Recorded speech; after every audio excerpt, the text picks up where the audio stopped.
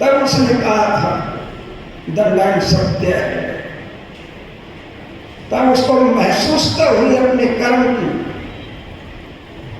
उसने कहा मेरे दोनों हाथ का मुंह से बाहर निकाल कर कह देना कि सिकंदर दुनिया से खाली हाथ जा रहा है।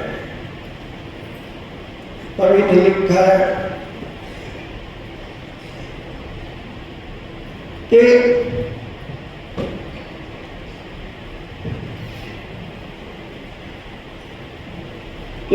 सिकंदर दुनिया से जब खाली हाथ गया, उसको राइटरों ने महानता की डिग्री से संबोधित किया जब वो कातिल था, हत्यारा था।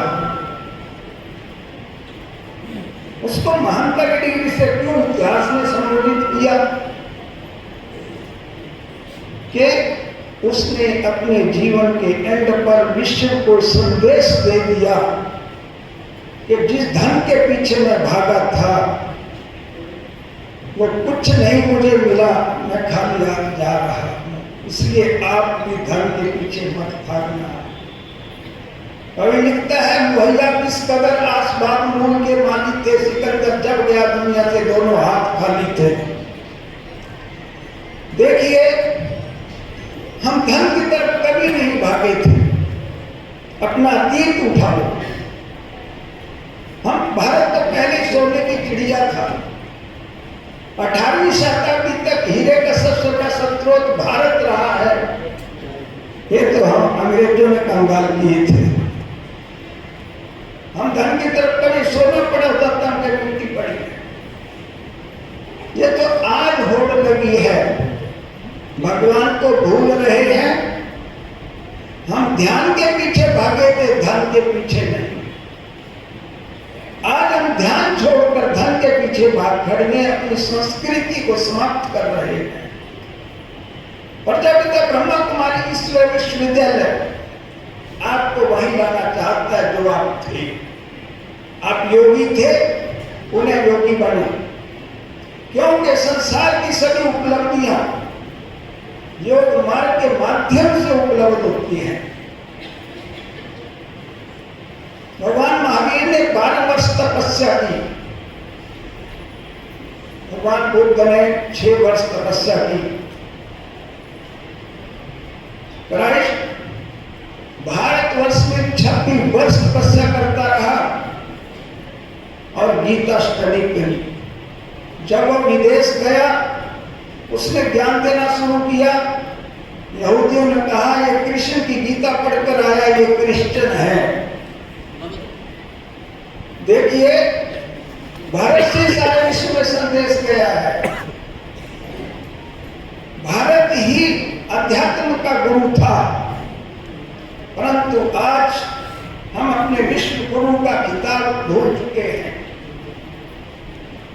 क्योंकि हम जानते हैं कि इस भारत को अखंड भारत की नींव रखने वाले विष्णुगुप्त, जो कि तपस्या के बल से ही एक दिव्य व्यक्तित्व का उदय हुआ था, जिसका नाम पड़ा था चाणक्य, जिससे सिकंदर भी मोती खा के गया था। यहाँ की धरती ने समय पर समय बहुत महानात्मा पैदा की है, परंतु आज भारत के लोग अपनी संस्कृति को छोड़कर, अपने योग को छोड़कर पाश्चात्य संस्कृति का अनुकरण कर रहे हैं, जिसके कारण आज भारत में अशांति आई है। हम तो सारे विश्व को शांति देने वाले थे और हम ही अशांत हो गए। समुद्री सूख गया, स्रोत समाप्त हो रहा है। प्रजापिता ब्रह्मा कुमारी ईश्वर विश्वविद्यालय पुणे उस लौ को जुदा रहा है। महर्षि पतंजलि ने अष्टांग योग दिया, यम नियम आसन प्राणायाम प्रत्याहार धारणा ध्यान समाधि। योग और योगा 2 शब्द हैं। शरीर और आत्मा दोनों के मिलने से मनुष्य बनता है। शरीर के लिए योगा है, हम सबको करना चाहिए। परंतु आत्मा के लिए योग है। हमने योगा और योग के अंतर को डिफाइन ही नहीं किया। हम केवल योगा करते हैं, समझते हैं हमने योग कर लिया है। आत्मा पर उसका कोई इफेक्ट नहीं है। आपको क्रोध आता है, आप जितना मर्जी योगा करते हैं, आप क्रोध को नहीं जीत सकते। आप में जो कुछ संस्कार है, एक भी आप नहीं बदल पा रहे, परंतु योग से आपके कुछ संस्कारों में परिवर्तन आएगा। योग मतलब जोड़, जिससे आत्मा का परमात्मा से मिलन को योग कहा है। आप देखिए, लोग समझते हैं विचारों को हम समाप्त कर दें, उसको योग कहा गया। नहीं, मन जो है विचार शक्ति है। मन को कंट्रोल करने का भाव ये नहीं था कि आप मन को थॉटलेस कर दें। मन थॉटलेस नहीं होता है, परंतु हमें अच्छे विचार क्रिएट करने हैं। परमात्मा कहता है, मैंने गीता में कहा था अर्जुन को, मन मना भाव, मन को मेरे में लगा। मन मांगा भगवान ने, शरीर नहीं मांगा था। हम भगवान को मन नहीं दे रहे हैं, इसलिए आज मन कमजोर हो चुका है। बैटरी को चार्ज नहीं करेंगे तो यूज क्या करेंगे?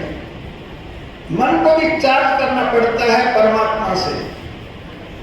परमात्मा सर्वशक्तिवान है, सभी प्राप्तियां परमात्मा से हैं। सुख का सागर, शांति का सागर, आनंद का सागर, प्रेम का सागर परमात्मा है, और कोई अथॉरिटी नहीं है। नहीं गॉड ने पावर्स किसी को डेलीगेट की है, आपको बता देता हूं।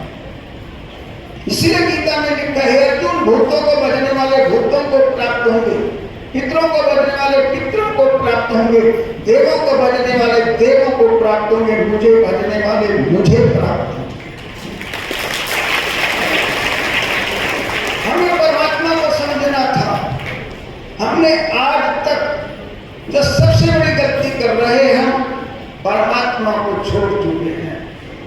हमें मालूम नहीं वो कौन सकता है, एक इमेजिन हो गया है परमात्मा। हम कल्पना कर समझते हैं परमात्मा, कल्पना का विषय है। जब आत्मा है तो परमात्मा अवश्य है। बच्चा है तो बाप जरूर है। बच्चा बिना बाप के नहीं हो सकता, आत्मा बिना परमात्मा के नहीं है। परंतु हमें परमात्मा को समझना था, हमने उसको नहीं समझा।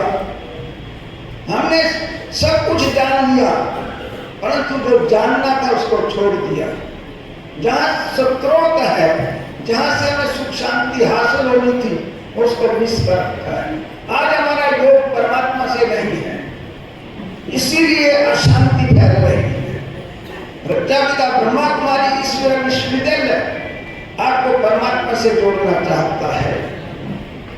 गीता में भगवान ने कहीं पूजा पाठ नहीं सिखाया, आपको गहरा रास्ता खोल रहा हूं। उसने योग सिखाया। हम योगी नहीं बन पा रहे हैं, हम पूजा पाठ कर रहे हैं। गीता में लिखा है, जब तक दान पुण्य पूजा पाठ से मेरी प्राप्ति नहीं, मैं अपनी प्राप्ति का साधन समय बताता हूं। परंतु हमने इन श्लोकों को बिल्कुल वो रख दिया कि जैसे है ही नहीं। परमात्मा सत्य है। गीता एक ऐसा शास्त्र है जो वर्ल्ड का सर्वशास्त्र में शिरोमणि शास्त्र है, क्योंकि बाकी जितने धर्म ग्रंथ हैं सब सेकंड पर्सन में है। गीता फर्स्ट पर्सन का शास्त्र है। गॉड बोल रहा है प्रथम पुरुष में, ये जो मैं करता हूं मुझे याद करना से पापों से मुक्त कर दूंगा। ये अथॉरिटी और कहीं नहीं बोल रही है। बाकी जितने ग्रंथ हैं और सेकंड पर्सन है। गोविंद सिंह जी कहते हैं, मैं हूं परम पुरुष का दासा, देखन आया जगत तमाशा। सेकंड पर्सन, परम पुरुष अलग है, मैं बीच में हूं, पब्लिक थर्ड पर्सन है। जितने भी ग्रंथ हैं वर्ल्ड के सब सेकंड पर्सन में है। केवल गीता फर्स्ट पर्सन का शास्त्र है जिसमें भगवान वाच है। हर श्लोक भगवान बोल रहा है, कोई मनुष्य नहीं बोल रहा है। कुछ रहस्य लुप्त है लोगों से। ब्रह्मा कुमारी ईश्वर उनका अच्छे ढंग से समझाता है कि कहाँ मिसअंडरस्टैंडिंग क्रिएट हुई पड़ी है। क्योंकि परमात्मा आत्माओं का पिता है, शरीरों का पिता नहीं है। आत्मा जैसी है वैसी परमात्मा है। आपके अंदर भी प्रकाश है, वो भी प्रकाश है। इसलिए गीता में बोल रही है जो मेरा रूप दिव्य है, मैं अलौकिक हूँ, मैं जन्म चक्षुओं से दिखाई नहीं देता हूँ। तब अर्जुन को साक्षात्कार कराया था कि मैं कौन। श्री कृष्ण को तो अर्जुन देख रहा था सामने, उसको तो कौन भी देख रहे थे, पांडव भी देख रहे थे। परंतु वो सत्ता कौन सी थी जो कहती तू मुझे देखते हुए नहीं देखता। फिर साक्षात्कार कराना क्यों पड़ा कौरव को, अर्जुन को। अर्जुन को सत्य परिचय दे रहा था। तब कह रहा था मुझे याद कर, क्योंकि इस ज्योत का कनेक्शन, इनर लाइट का कनेक्शन सुप्रीम लाइट से जोड़ना योग है। और किसी से जोड़ेंगे तो प्राप्ति नहीं होगी। आत्मा का सीधा संबंध परमात्मा से है। तो महात्मा विश्वविद्यालय में आत्मा का योग परमात्मा से जुड़ाया जाता है। ये जो बॉडी है नए थी नए रही, परमानेंट नहीं आपके पास। इस बॉडी में बैठकर आपने परमात्मा को याद करना है। ये बॉडी आपको इसलिए मिली है कि आप उसको याद कर सकें। बॉडी से निकलने के बाद आप कुछ नहीं कर सकते। इसीलिए आत्मा में शक्तियां आती है परमात्मा की याद से। जितने भी तपस्वी लोग हुए हैं, जिन्होंने एक्स्ट्राऑर्डिनरी कार्य किए हैं, वो तपस्या के बल से किए हैं। इतिहास उठाओ, हमें अपनी थॉट पावर को स्लो करना होता है। थॉट पावर जितनी ज्यादा होगी उतने आप कमजोर हैं। क्योंकि एक सेकंड में 1 से 4 संकल्प ये डेल्टा रेस कहलाते हैं। 4 से 7 यदि हम थॉट रखते हैं ये थीटा रेस कहलाती हैं। 7 से 15 यदि हम संकल्प रखते हैं ये अल्फा रेस कहलाती हैं। और यदि 15 से 30 संकल्प रचते हैं तो गामा रेस कहलाती है। यदि इससे ज्यादा थॉट है तो डिप्रेशन है। अब जो योगी है वो डेल्टा रेस रखता है, इसलिए उसको योग लगाने में आसानी होती है। हमारी जान की दादी का वैज्ञानिकों ने परीक्षण किया था विदेश में, तो डेल्टा रेस पाई थी। वो हैरान हो गए कि पहला योगी हमने देखा जो डेल्टा रेस पर है। इसलिए विश्वविद्यालय में ये योग सिखाया जा रहा है जिससे आप परमात्मा से शक्तियां ग्रहण कर सकते हैं, इस संसार को वाइब्रेट कर सकते हैं। हर मनुष्य इस संसार को वाइब्रेट कर रहा है, परंतु नकारात्मक विचारों से वाइब्रेट कर रहा है, इसलिए अशांति फैल रही है। यदि हम सबके थॉट पावर पॉजिटिव हो जाए, सकारात्मक हो जाए, तो इस संसार स्वर्ग बन सकता है। जब यहाँ देवी देवताएं थे, सबकी पॉजिटिव रेस थी, तो भारत स्वर्ग कहलाता था, भारत सोने की चिड़िया था। सब उपलब्धियां आ जाती हैं पॉजिटिव रेस से। आज हम इस संसार, परमात्मा का शुभ है संसार, हम उसको मैला करते हैं अपने विकृत संस्कारों से, विचारों से।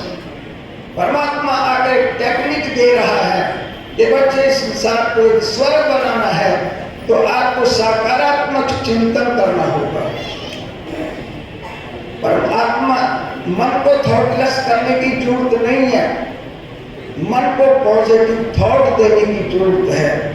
स्वामी विवेकानंद शिकागो कॉन्फ्रेंस से अमेरिका से जब वापस आए हिंदुस्तान में, तो यहाँ के हमारे साधुओं ने उसको कहा आप लंपट साधु है, आपने घरों का पा रखा है और समाज प्रचारक बने हुए हैं, आप मोक्ष को नहीं चाहते।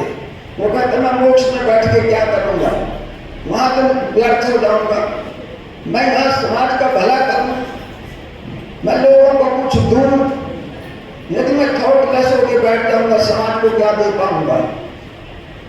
इसीलिए स्वामी विवेकानंद ने इस बात को नहीं माना और कहा कि समाज का भला करने के लिए अच्छे विचार देने होंगे।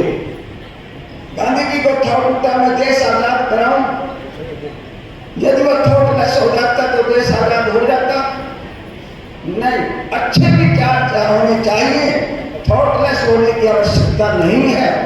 मन को शुद्ध विचारों में रमण कराना योग है। इसलिए प्यारे भाइयों और बहनों, हमारे यहाँ 7 डेज कोर्स दिया जाता है जिसमें योग का विषय है और उसमें हम आपको बिठाकर मेडिटेशन कराएंगे। आप उसको समझो। आज आप उसकी आवश्यकता अनुभव नहीं कर रहे हैं, परंतु मैं एक दावे से बात कह दे तो इस मंच से आने वाले समय में ये नीड बन जाएगा। इसके बिना गुजारा नहीं होगा। इतना स्ट्रेस आ रहा है। वैज्ञानिक कहते हैं 21वीं शताब्दी डिप्रेशन की शताब्दी सिद्ध होगी। जब डिप्रेशन बढ़ेंगे तब कहाँ जाएंगे, तब आएंगे मेडिटेशन करने। पहले क्यों नहीं कर लेते? जरूरी है कि उस पीरियड आए। आप सबको पता स्ट्रेस बढ़ता जा रहा है। जो आज से 50 वर्ष पहले शांति थी, आज नहीं रही है। अगले 50 में कहाँ जाओगे?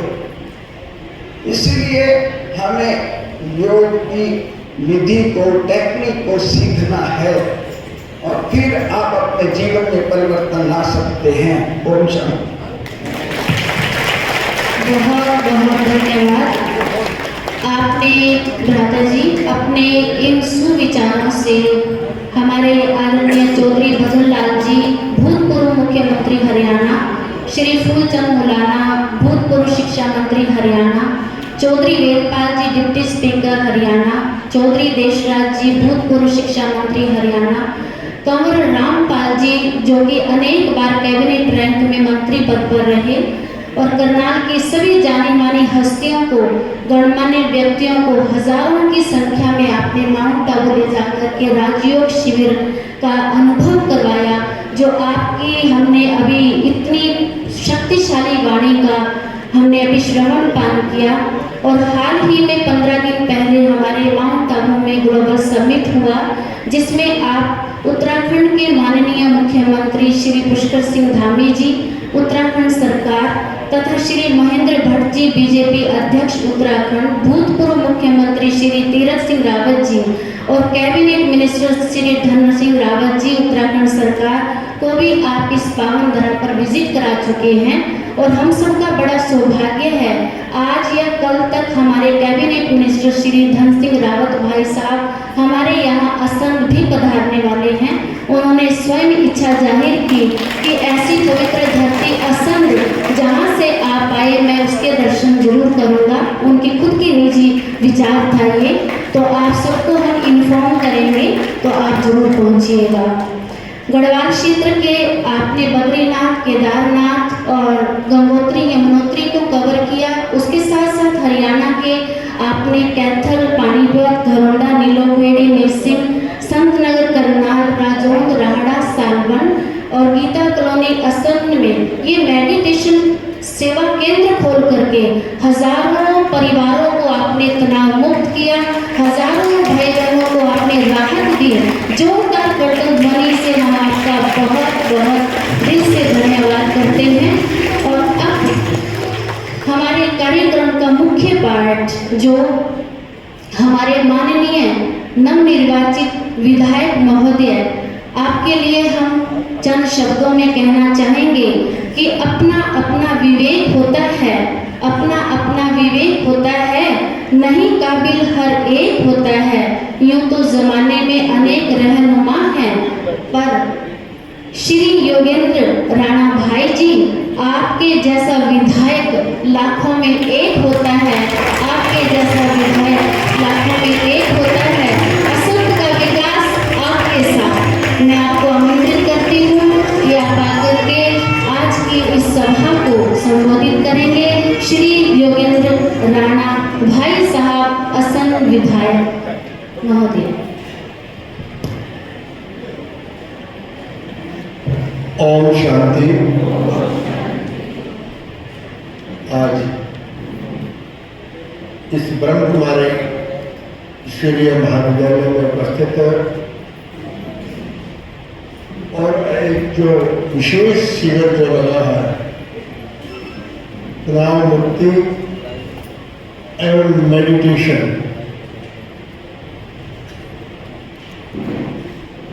अनुभूति शिविर जो ये है आज के इस कार्यक्रम में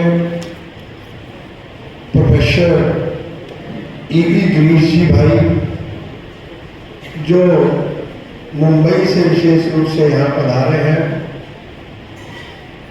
मेरे को तो वो सौभाग्य नहीं मिला कि मैं आपको सुन पाता और आपके विचारों से मैं भी कुछ ग्रहण कर सकता। और हमारे बीच में हमारे बीके वीरेंद्र भाई जी वो भी माउंट आबू से पधारे हैं। वो संयोजक है समाज सेवा प्रभाग के। बीके राजयोगी मेहरचंद भाई जी जिनका हमें मार्गदर्शन समय समय पर मिलता रहता है, वो हमारे करनाल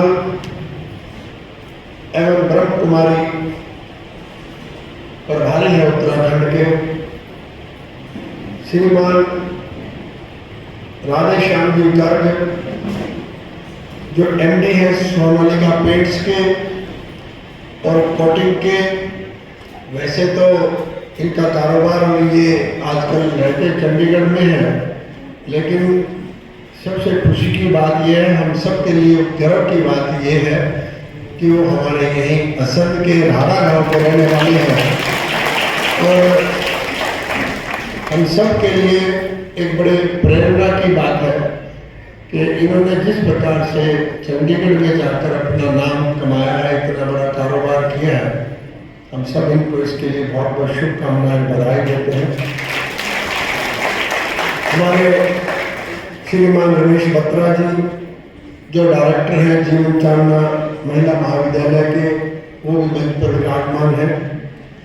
श्री सुशील गर्ग जी जो जनरल सेक्रेटरी हैं जीवन चांदना महिला महाविद्यालय के, वो भी मंच पर उपस्थित हैं। बीके उषा बहन जी जो हमारे यहीं असंध में, और उनका भी मार्गदर्शन हमें मिलता रहता है।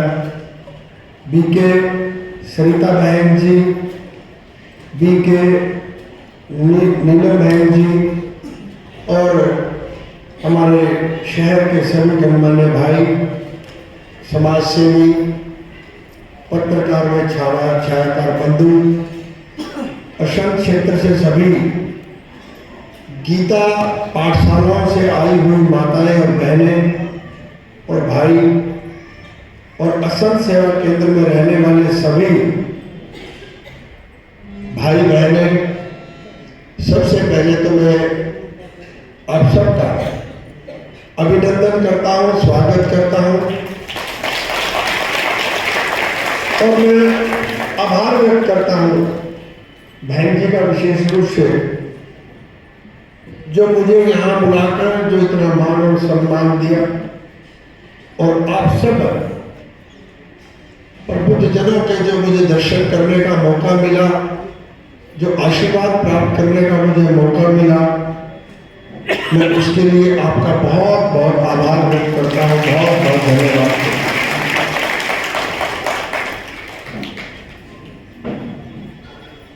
मैं जैसे पहले कह रहा था कि मुझे गिरीश भाई जी का तो सुनने का मौका नहीं मिला, लेकिन इनके बारे में जिस प्रकार से मैंने सुना कि बहुत अच्छे वक्ता है।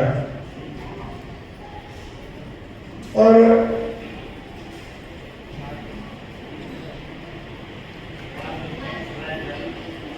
अच्छा ठीक। और जिस प्रकार से हम सब यहाँ जो सज्जन वृद्ध बैठे हैं, माताएं बहनें बैठी हैं, हमारे भाई बैठे हैं, निश्चित रूप से जब इस प्रकार के जो आयोजन होते हैं हमें इसमें बहुत कुछ सीखने को मिलता है। अभी मैं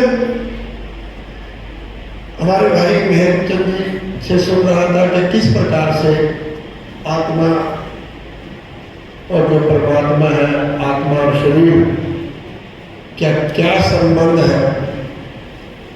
आत्मा के बिना शरीर का भी कोई महत्व नहीं है। और इस प्रकार के जब विचार हम सुनते हैं, जहां भी हम जाते हैं, जहां भी सत्संग होता है विशेष रूप से,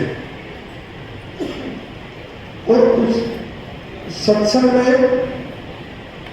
जो हम सुन कर आते हैं उससे निश्चित रूप से हमारा मन भगवान में लगता है। और जैसे कहते हैं कि जिसका मन एक बार भगवान में लग जाए तो उसको तो फिर और किसी चीज की जरूरत नहीं होती। तो वो लगता कैसे? योग साधना से।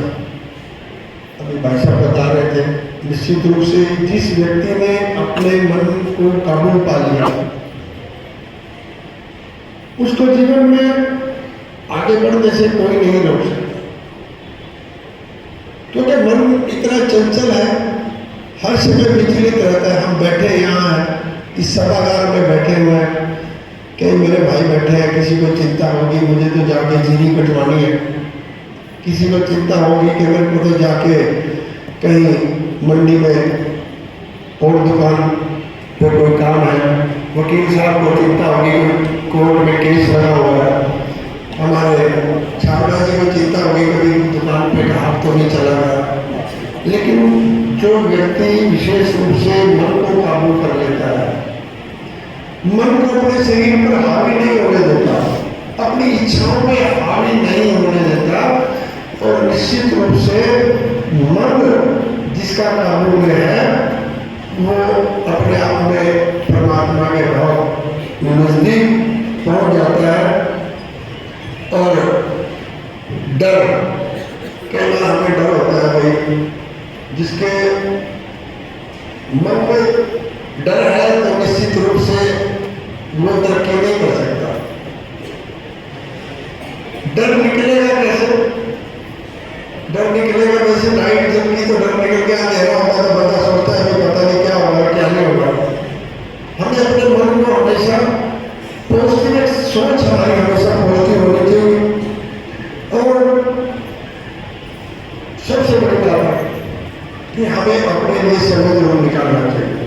कई बार हम इतने व्यस्त अपने कारोबार में, अपने नौकरी में, अपनी चाकरी में, अपने काम धंधों में, हम ना तो अपने लिए समय निकालते, ना अपने परिवार के लिए समय निकालते, ना हम बच्चों के मन को जान पाते कि हमारा बच्चा कहाँ जाता है, कहाँ उठता है, कहाँ बैठता है, कहाँ की संगति जो है कैसी है, उनके विचार कैसे है। मैं अपना जो मेरा एक्सपीरियंस है, देखो मैं ज़्यादा धार्मिक या मुझे पूजा पाठ नहीं आती, इसके लिए मैं कहता नहीं जाएगा तो मुझे भगवान से ही मुद्दा मालूम होता है। लेकिन मैं इतना जरूर कहता हूँ, जीवन में मेरा एक तजर्बा है, अब तो थोड़ा सा कुछ दिन से आगे पीछे होगा, लेकिन मेरा 100% ये रहता है कि शाम का भोजन अपने बच्चों के साथ लूँ। मैं 99% अपने बच्चों के साथ शाम का भोजन करता हूँ। आजकल तो मैं कभी 1 बजे जाता हूँ, 2 बजे जाता हूँ, पिछले काफ़ी दिन से तो दिक्कत में, लेकिन ये मेरा असूल है लाइफ का शुरू से। उसमें तो सबसे बड़ी बात है ये होती है कि हम यदि खाने की टेबल पे इकट्ठे बैठ करते हैं, सबसे बड़ी बात है आप दिन में क्या करके आए। यदि वो सारी बातें अपने परिवार के सदस्यों से, बड़े बुजुर्ग से या साथियों से, समकक्ष से, अपनी धर्मपत्नी से या पति से या बच्चों से शेयर कर लेते हो तो निश्चित रूप से आपकी टेंशन खत्म हो जाएगी, आपका मन हल्का होगा। यदि कहीं कुछ नहीं छोड़ेगी, यदि काम आप अच्छा करके आए, अच्छी बात अपने बच्चों को परिवार में बताओगे, शेयर करोगे तो उनको भी वो बात कहीं ना कहीं अच्छी होगी, वो भी उनको भी मोटिवेशन मिलेगी। और आपको इस बात की निश्चित रूप से जानकारी होगी कि आपका बच्चा, उसके मन में क्या चल रहा है। जब आप बैठेंगे नहीं, उसको समय नहीं देंगे, क्योंकि आप सुबह सुबह उठकर अपने काम धंधे में चले जाते हो, बच्चे तब तक उठते नहीं या कहीं स्कूल में जाते हैं, जो भी करते हैं, कहीं कारोबार में जाते हैं, तो पता नहीं चलता कि बच्चे की संपत्ति क्या है, क्योंकि वो आपकी पूंजी है। आप जीवन में जिसके लिए जी रहे हो, जिसके लिए कमा रहे हो, जिसके लिए आगे बढ़ना चाह रहे हो, वो आपका अपना परिवार है। और कई बार हम जीवन में इतने व्यस्त हो जाते हैं, दूसरों के लिए तो हमारे पास समय है, परिवार के लिए समय नहीं है।